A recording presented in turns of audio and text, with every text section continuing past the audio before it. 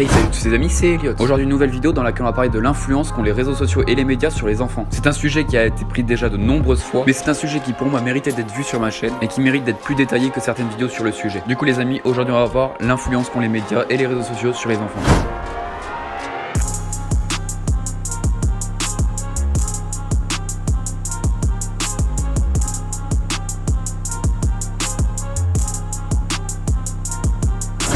D'abord, on va commencer avec les réseaux sociaux. Vous connaissez tous forcément les réseaux sociaux, vous en avez au moins un. Mais les deux plus connus qui influencent souvent plus les enfants, c'est Instagram et Snapchat. Et là, la question, pourquoi? Snapchat et Instagram, c'est les endroits où il y a plus de pubs. Sur Instagram, vous pouvez retrouver énormément de pubs. Des pubs qui peuvent bien évidemment influencer les enfants sur leur vie de plus tard. Par exemple, si une petite fille de 12 ans voit une femme extraordinairement belle, fine, avec aucune graisse, etc., aura très clairement envie de lui ressembler, quitte à devenir anorexique. Ça, c'est l'exemple de base. Mais vous en avez plein d'autres, comme imaginons l'enfant de 12 ans qui regarde un match de boxe. Même si bien évidemment c'est marqué à la pub de ne pas reproduire ça chez soi, il va évidemment le faire, quitte à briser la nuque d'un de ses camarades. Plus souvent, ces comptes ils sont énormément mis en avant. On peut voir ça rien qu'aux commentaires et aux likes qu'il a. Souvent, c'est des messages d'enfants qui disent qu'elle est vraiment magnifique. Maintenant que j'ai parlé d'Instagram, allons sur Snapchat. Sur Snapchat, vous pouvez énormément être influencé par toutes les stars du Snapchat. Par exemple, à un moment, on se souvient tous de Cyril, un jeune Snapchatter qui avait lancé la mode du Lidl. Ça avait influencé un tas d'adolescents dans le monde qui avaient relancé cette mode et qui avaient gueulé dans la rue Lidl. Ensuite, il y a les placements de produits comme Miss Bongo qui influent les jeunes. Si vous ne connaissez pas le principe de Miss Bongo, c'est tout simplement une personne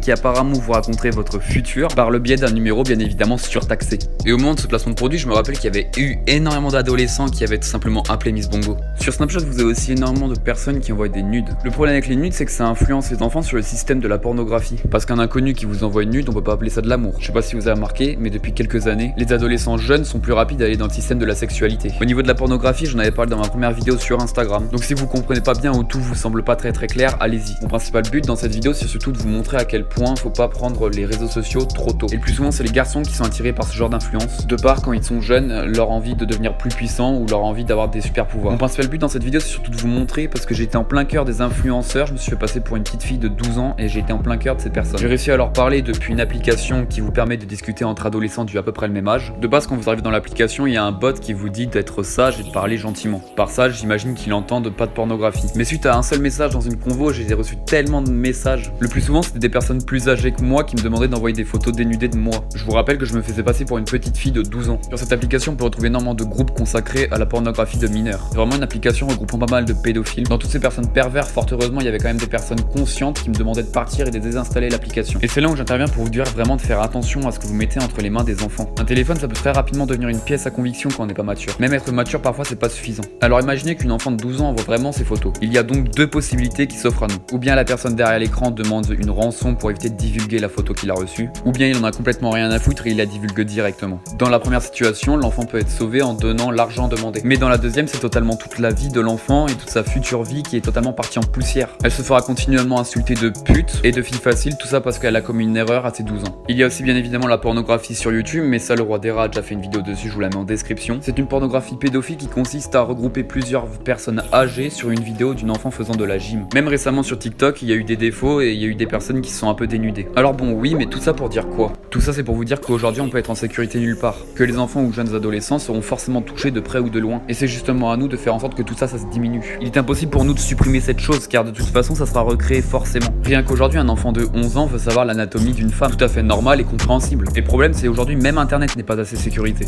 Aujourd'hui les arnaques sont tellement fréquentes qu'on profite des enfants facilement. Rappelez-vous du cas Code for Pute, qui très clairement arnaquait des milliers d'enfants avec sa carte Google Play. Ou même Cyril avec son Lidl qui a influencé énormément de personnes. Avec toutes ces pubs, ces marques, etc., on n'est plus comme avant. On vit dans une société de consommation pour devenir le plus parfait possible. Et ça va dès la naissance, regardez rien que dans vos dessins animés, on n'a jamais vu de personne obèse.